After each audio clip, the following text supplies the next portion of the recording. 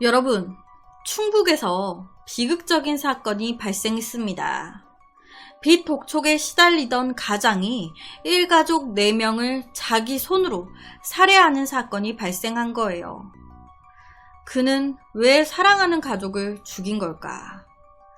당시 42세의 아버지 오 씨는요, 충북 옥천읍의 한 아파트에서 당시 39살의 아내, 그리고 10살, 9살, 7살이었던 3명의 딸과 함께 살고 있었습니다.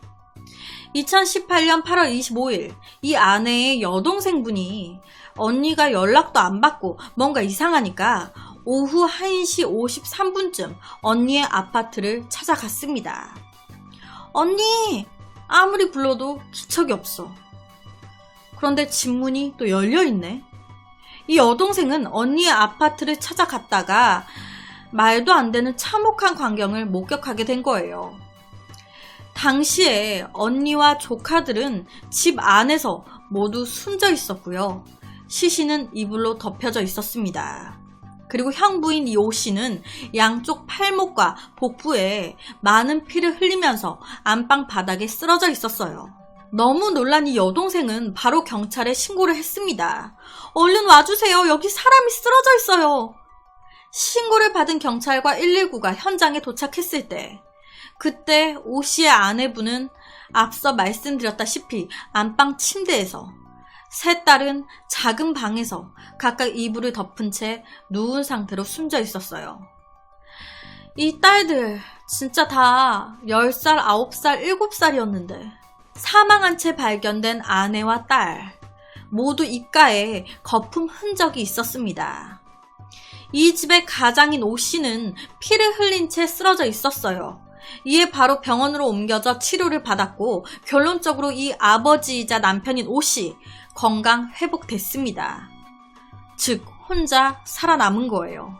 경찰은 바로 이 오 씨 살인 혐의로 체포했습니다. 이 오 씨가 자신의 가족을 모두 죽인 이유, 돈 때문이었어요. 빚 때문에.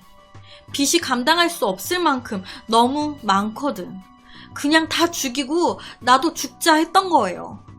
그런데 어떡해요? 나 혼자 살아남았는데?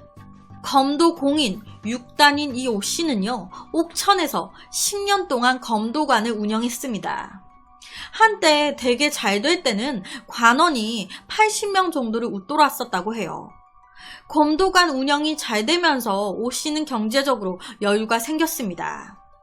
사람이요, 인생을 살다 보면 그래프가 최상을 찍을 때가 있잖아요. 이때가 그때였던 거예요. 뭘 해도 돈이 되고 뭘 해도 잘 되는 때.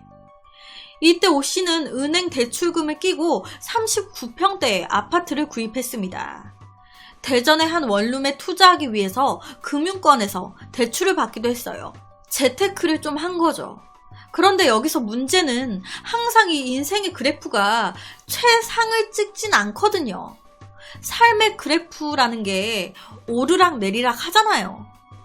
검도관 운영도 잘 되고 돈도 되게 잘 들어오다가 갑자기 검도관의 관원들이 줄어들기 시작하면서 돈에 쪼들리기 시작한 거예요. 이미 나는 벌려놓은 게 있는데 이러면 안 되는데. 이 오 씨는 아파트 담보대출을 늘리면서 금융권에서 돈을 끌어들였습니다. 그러다 보니까 아파트에는 시세와 차이가 없는 2억 5천만 원의 제2금융권 근저당이 설정됐습니다. 여기에다가 원룸에 투자했던 것도 실패로 돌아간 거예요. 손해를 본 겁니다. 그러면서 오 씨 자연스럽게 한순간 빚더미에 안고 만 거예요. 이때 갚아야 될 빚이 무려 7억 원대에 달한 상태였다고 하더라고요. 이 금융권의 이자를 막기 위해서 사채까지 끌어다 쓰는 악순환이 계속됐습니다.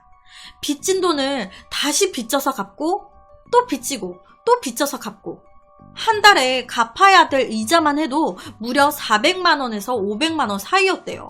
이자만. 검도관 운영으로 얻은 수입으로는 이자를 갚기에도 버거웠습니다. 그러니까 점점 더 감당이 안 되기 시작한 거예요.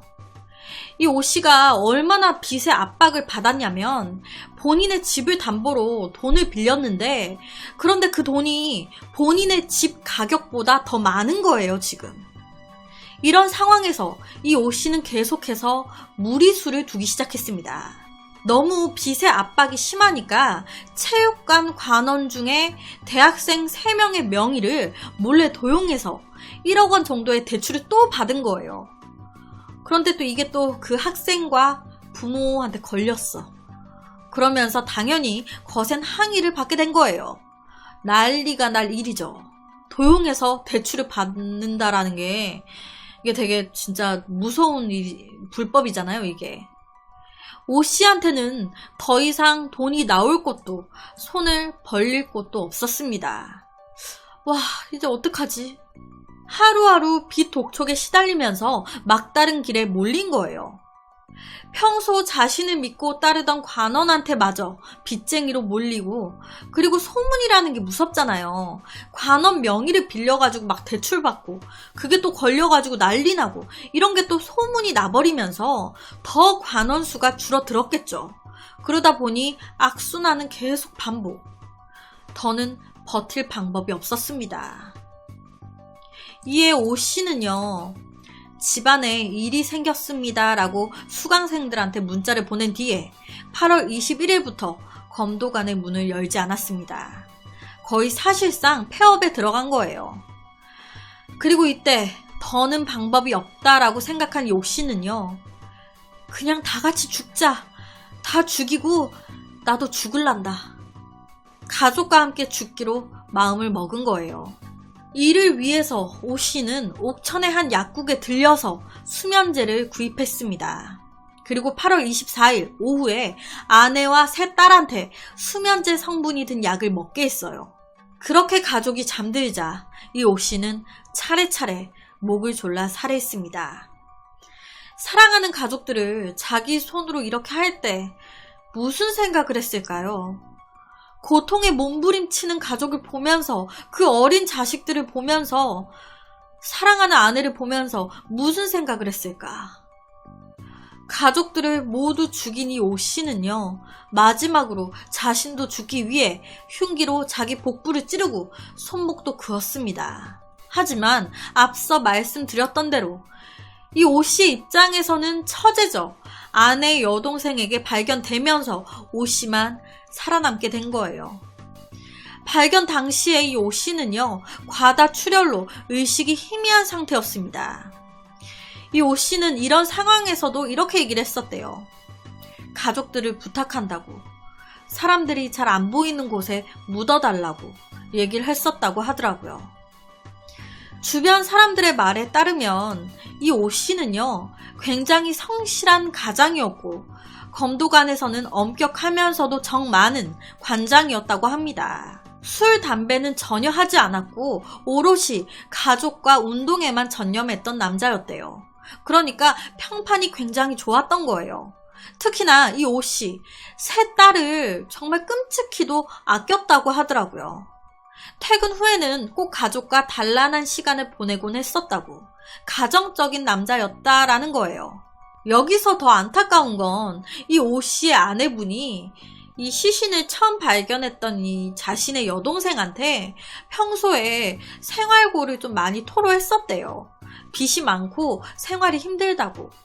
그래서 이런 일이 발생하기 전날까지도 이 아내분이 애들을 데리고 대전 이제 발견하셨던 이 여동생 집에 계셨다고 하더라고요. 너무 힘들어서. 그런데 내내 이 여동생 집에 있다가 사건 발생 전날 옷가지를 챙겨 오려고 옥천 남편이 있는 집에 간 거였는데 이런 일을 당하게 된 거예요. 옷가지를 챙겨서 다시 올게 라고 하고 나갔는데 언니가 그렇게 집을 간 후로 연락도 없고 오지도 않으니까 이 여동생이 집을 찾아왔었던 거예요. 이렇게 끝없이 불어난 빚은 가족의 비극을 불러왔습니다. 오 씨는 경찰 조사에서 수년 전 진 빚이 수억이나 돼 독촉에 시달렸습니다. 혼자 죽으려고 했어요. 그런데 남은 가족이 멸시받게 되고 또 힘들게 살아야 될 것 같아서 함께 죽으려고 한 거였습니다. 라고 얘기를 했대요. 계속 조사 도중에 너무 죽고 싶다고, 후회된다고, 가족들 보고 싶다라고 얘기를 하면서 되게 많이 울었다는데, 그러니까 검도장을 운영하다가 빚이 상당히 불어났고 감당이 안 되니까 결국 선택한 게 이런 거였던 거예요. 죄 없는 가족들만 죽은 겁니다. 실제로 제가 일가족 살인사건에 대해 몇 번 다룬 적이 있습니다. 특히 아빠, 이 남편이 가족들을 모두 죽이고 자기 혼자 살아남은 케이스, 이런 케이스들을 몇 번 했었는데 이게요, 모두 자기 판단인 거예요. 내가 그냥 혼자 죽으면 남겨진 내 가족 힘들게 살아가야 되겠지? 죽느니만 못하게 살아가게 되겠지? 그렇게 살 바에 내가 다 같이 데리고 가자. 되게 자기의 이런 생각이 정답인 양.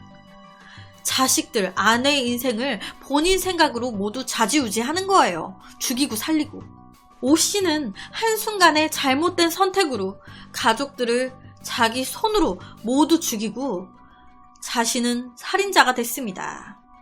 결론적으로 살인 등의 혐의로 구속된 이 오 씨는 1심에서 징역 25년을 선고받았어요. 재판부는 양육과 보호 책임이 있는 가장이 독립된 인격체인 부인과 딸들을 소유물로 생각하고 목숨을 빼앗은 건 엄중한 처벌을 받아 마땅하다. 자신도 죽으려고 했고 평생 죄책감에 시달리게 된 점 등을 고려했다라고 얘기를 했습니다. 징역 25년 선고에 이 오 씨 항소했습니다. 본인도 죽으려고 그렇게 시도까지 했던 사람인데 징역 25년에 항소한 거예요. 너무 세다. 하지만 2심 판결 또한 1심과 같이 징역 25년. 이런 사건의 피해 자녀의 연령은요, 보통 0세에서 9살까지 이 사이가 59%로 압도적으로 많다고 합니다. 부모한테 대항하기 어려운 어린 나이에 안타깝게 부모의 손에 목숨을 잃는 아이들이 많은 거예요. 그러니까 좀 자기의 의사를 정확하게 표현하기 어려운 나이이면 일수록 더 피해를 많이 보고 있는 거죠. 보통 부모가 자식을 죽이는 경우는 동반 자살일 경우가 대다수라고 합니다. 실제 가해 부모 10명 중에 4명 정도는 범행 후에 스스로 목숨을 끊었다고 하는데, 그렇다 한들 자기 멋대로 가족들의 목숨까지 빼앗아가는 이런 행위 동정받을 수는 없어요. 어린 자녀들은 세상과 이별의 시간도 갖지 못한 채 자기가 왜 이렇게 죽어야 하는지 그 이유도 모른 채 제일 사랑하는 사람의 손에 죽어간 거거든요. 제가 앞서 말씀을 드렸지만 우리나라 법 이상합니다. 친족 살해 같은 경우는 일반 살인죄보다 더 가중해서 처벌을 하고 있는데 부모를 살해한 자식은 가중 처벌이고요. 오늘 사례처럼 이제 자식을 살해한 부모는 가중 처벌이 안 되는 거예요. 그냥 일반 살인죄. 아니, 다 같은 친족인데 오늘 이 사건도 그렇고 제가 전에 다뤘던 서초동 새 모녀 사건도 그렇고 다른 추후에 다룰 사건도 그렇고 보면은 이 남편이 자기 마음대로 가족들을 다 죽이고 나도 죽어야겠다 생각해서 자식이며 아내며 가족들을 다 죽였어요. 이제 자기가 죽을 차례야. 그런데 어떻게 다 하나같이 자기는 다 살았습니다. 오늘 사건도 마찬가지예요. 자식이나 아내는 살 수 있는 기회도 없이 단박에 그렇게 잔인하게 칼같이 죽여놓고 본인들이 스스로 목숨을 끊는 건 잘 되지 않았었나 봐요. 우리가 반대로요, 그런 생각도 해볼 수가 있어요. 가족들 다 죽이고 나도 죽어야지. 그래서 아빠가 엄마, 자식들 다 죽이고 자기도 죽었네? 자기도 죽었어. 그런데 죽은 줄 알았던 자식들이 산 거예요. 극적으로 구조되면서 자식이 살았어. 아빠, 엄마만 죽게 된 거예요. 그러면 한순간에 이 어렸던 자식들, 부모를 잃은 건데 이런 남겨진 자식들, 이런 상황에 대해서 어떤 복지 시스템 같은 게 되어 있는 건지 이 아이들 정신적인 충격이 클 텐데 치료라든지 부모 없이 자녀가 혼자 남았을 때 다른 가족이나 복지 제도가 이 남겨진 아이들을 제대로 돌봐줄 수 있는 상황인지 이런 생각도 좀 들더라고요. 자식과 아내는 개인 소유물이 아닙니다. 남편이 마음대로 죽이고 살리고 하는 그런 존재가 아니에요. 인생의 그래프가 참 최고조를 찍을 때도 있고 반대로 바닥으로 곤두박질 칠 때도 있는 것 같아요. 그건 모든 사람의 인생에 다 똑같이 적용이 되는 것 같습니다. 저는 개인적으로 이런 생각을 좀 많이 해요. 좀 되게 힘든 상황이 닥치면 도대체 나한테 얼마나 좋은 일이 닥치려고 지금 이렇게 나를 힘들게 하나. 얼마나 좋은 일이 오려고 이렇게 나를 힘들게 하나. 하늘이요. 요새는 진짜 100세의 인생이잖아요. 이 100년 동안 내내 나를 힘들게만 만들지는 않더라고요. 나를 고통스럽게 힘들게 했으면 그 다음에는 꼭 사탕을 주더라고요. 잘 견뎠다고. 지금 좀 힘들다면 분명히 얼마 안 가 더 좋은 일이 닥치게 될 겁니다. 도대체 나한테 얼마나 좋은 일이 생기려고 이렇게 나를 힘들게 만드나 정말 이 하늘은 정말. 긍정적인 생각이 긍정적인 일들을 몰고 온다고 해요. 되게 힘든 상황에서 긍정적인 생각을 하기가 쉽진 않지만 그래도 좀 계속 좀 안 좋은 상황에서 안 좋게 생각을 하는 것보다는 나으니까. 그래서 오늘은 정말 빚이 또 다른 빚을 부르고 돈이 정말 무섭다, 사람이 정말 무섭다라는 생각이 드는, 다신 이런 일이 반복돼선 절대 안 되는 한 일가족 살인사건에 대한 이야기를 가지고 왔습니다.